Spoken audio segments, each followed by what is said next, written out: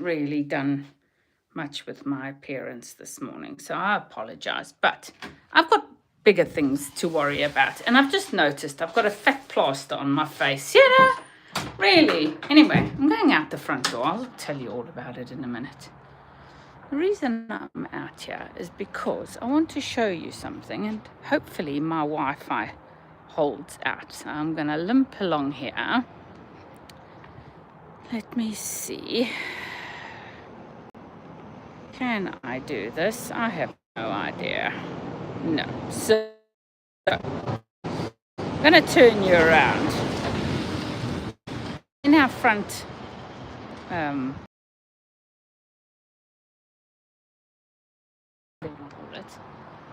you this. Can you see this? Is a huge, it's absolutely glorious. Trying to see where I put its tag. It's here somewhere. This is an apple step over. It's a type of espaliered fruit tree. And this, if I can remember correctly, yeah, this is a Cox's orange pippin, which I planted at the most 3 years ago. Anyway, why is this of interest? Because the tree is the last apple. I'm worried because mid-August in the UK is definitely not the right season for apples to be finished. So I'm going to go back inside now. I'm going to show you what I was doing yesterday. Yesterday, I processed apples, not from that tree. That tree is this Cox's orange pippin here. And I picked this one yesterday. My grandson picked one yesterday and ate it straight off the tree. And there's one apple left on that tree. Now that's unusual because apple harvesting in the UK, and certainly with all of my fruit trees and in my little orchard, only ever happens in late September. And we normally process them in October when we come back from Germany or if we've been away somewhere on holiday. So how's it possible that we've got a completed harvest on so many people's trees in mid-August? It's unheard of. It's just really worrying. So this is the apple pie filling. All of these apples come from the tree in our daughter's garden. And that's most of the apples have already fallen. And worries me because if the apples are already ready, some of our pears are already ready, and they are generally only ready after the apples. Now, my fig tree over there has finished already. This is another unheard of thing. The fig tree has now only got the second bloom or the second season's fruit. You can see them already. They're reasonably big. In the UK, we have never, ever managed to get 2 seasons of figs before. This is a deux saisons, which means 2 seasons or whatever, which is a European variety that flowers fruits twice a year. But we've never, ever, ever had 2 harvests from this tree, even though it's not that old. It's been in for 6 years, 7 years, maybe. But the fact is that every single fig has been picked, eaten, bottled, processed, dried, turned into jam. And all that's left is another season, which, if things carry on, these may get to some size that makes them edible. Or I could turn them into only bonus, I could turn them if they get a bit bigger and are still a bit green in October. I could turn them into confit, which is a South African delicacy thing. It's more like a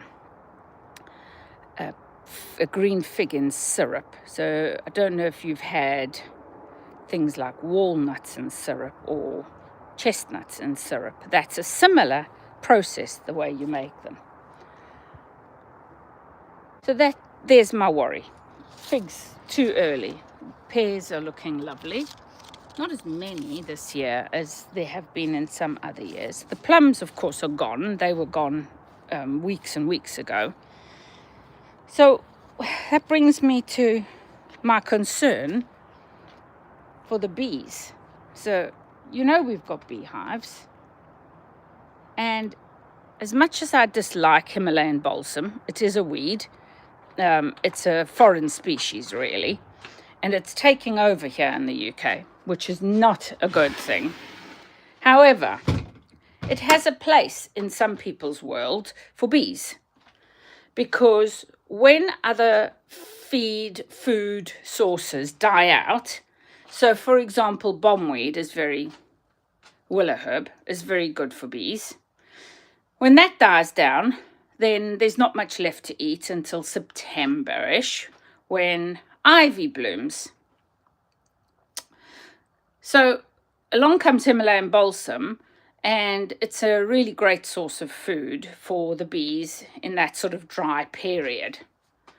The problem is the Himalayan balsam is finished, and it's now mid-August. What happens now in late August, September, when they should have some other feed available for them, but everything has ripened too quickly. Everything. The bees will starve.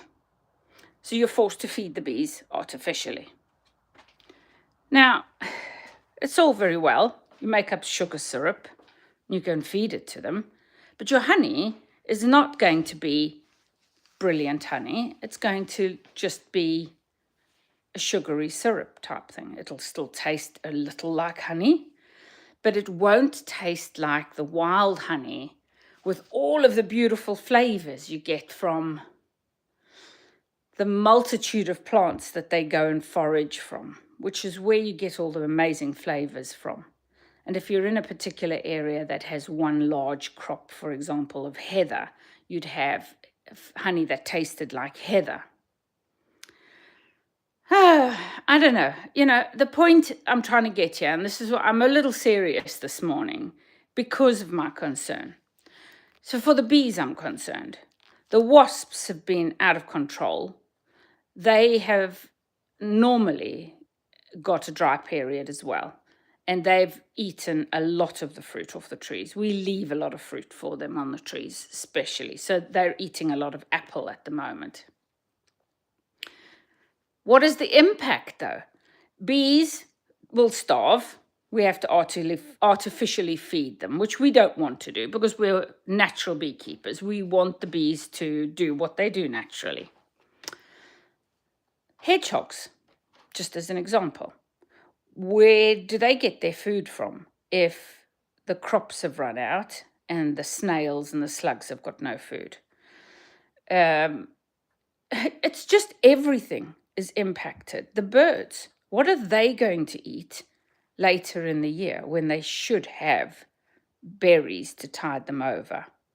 And the berries have already dropped. I don't know. I don't know what the answer is. However, for me personally, I know I'm going to land up considering feeding food to the hedgehogs, making sure there's always water out for wildlife, bees, any of the other flying insects, and all of that. But I don't know. Where am I going with this? Just wanted to be honest and say I'm concerned because I don't know what I'm going to do and I don't know how to fix it. And I'm not sure it's in my abilities to fix it. Not everything can be just fixed by one person. And so at the end of the day, I'm not the only one. Even some people I know in North America and places are saying it's ridiculous. They've already harvested all their apples. I don't know. I just don't know what the answer is. I go around my day. I still do my bottling. I do my pickling and whatever I do to sustain us as a family and to give us the benefit of all of the wonderful stuff we have in the world. But in the meantime, what happens to the wildlife around us? Oh dear. And that's my concern. So what I really suppose I want to know is, have you noticed a change? Are you able to do anything about it? Are you concerned?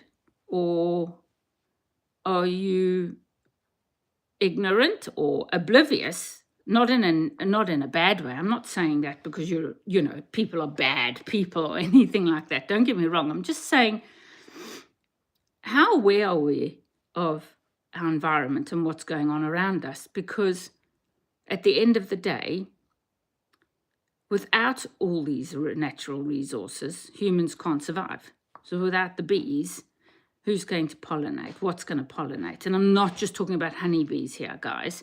I'm not talking about farmed honeybees. I'm talking about the thousands of varieties of solitary bees, like your mason bees, the little brown ones, your leafcutter bees. I'm talking about wasps, all of these animals that actually also fertilize crops and flowers and plants. If you don't grow things yourself, you're not going to be aware. If all you do is buy things in a supermarket because that's how you've been raised and that's how you've always lived, then you don't know the impact. But you need to learn, because this is something that will affect all of us, absolutely all of us. Whether that is in our case, we won't have as much food as we want because we have to feed animals or we have to feed bees, or it hits your pocket because if there's less of something, the price will go up. So we will all be impacted in one way or another.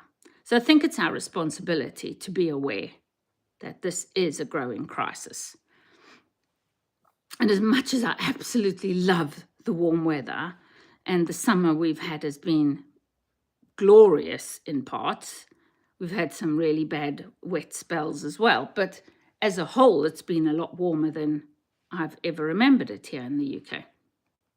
Certainly for mid-August, as we head into autumn, I don't know what that's going to look like. And none of us will know what that looks like. And each year, how that will start to impact us. So that's me for today. I am going to sign off. I'm going to have myself a nice cup of coffee because I'm fortunate that I can. And I've got somebody who loves me enough to leave me a beautiful espresso shot every day. And I'm so grateful for that. So I'm not going to be down about it all day. I'm just going to say I wanted you to be aware, and I wanted to make myself aware, and I want to see, is there anything we can do about it? And just, if that's all we do is spread awareness, let's do that. But to be fair, this is a miracle, because this little tree that we planted a couple of years ago, for it to produce these incredible apples is just remarkable. And the fact that I at least get one of them, because we grew them out there to cordon off our garden from the street, but I grew them there so that people walking past, if they wanted to, they could pick a piece of fruit. I wanted to bless people with a gorgeous piece of fruit. So the fact that there's not many left, or there's one left, I'll try it every day and see if I can bring it in for hubby and I to eat, because those are lovely eating apples. But the point is, there are ways to bless other people. and the environment. And we'll continue to do that, which is our responsibility as human beings to each other and to the amazing environment that we have. So yes, let's keep doing what we can do. Oh, and shall I tell you? Don't know if any of you remember, I fell out of my wheelchair. No, my wheelchair fell over going down a super steep hill full of stones and gravel. Shouldn't have been down there on my wheelchair anyway. But of course I was, and this is where I hit my face. Now, all of the bruising is gone. It's not broken. I think it was very badly damaged in this one place. I still have a big lump here, which is scar tissue. Well, it could become scar tissue, I suppose, but I massage it every day to make sure that I can break up any damaged cells underneath or whatever, and it'll slowly break up over time. But it's been nearly a month and a half, maybe a bit more, and I still have this lump here, and it's very painful. I have a feeling there's something in it. So I have gone and put some antiseptic and a plaster on it in the hope that it might draw something out and I can get rid of that, because then I can slowly work on freeing up this muscle here that's got the swelling. But these are the only plasters I have in the house. So there you go. So I've got a big fat green plaster. To be fair, I don't think it's as bad as the big fat blue fish plaster I had on earlier today. So there's the improvement for you. So thank you for joining me today, guys. And I hope you have a blessed day. Love you all. Bye-bye. So, bye-bye. I'm still switching.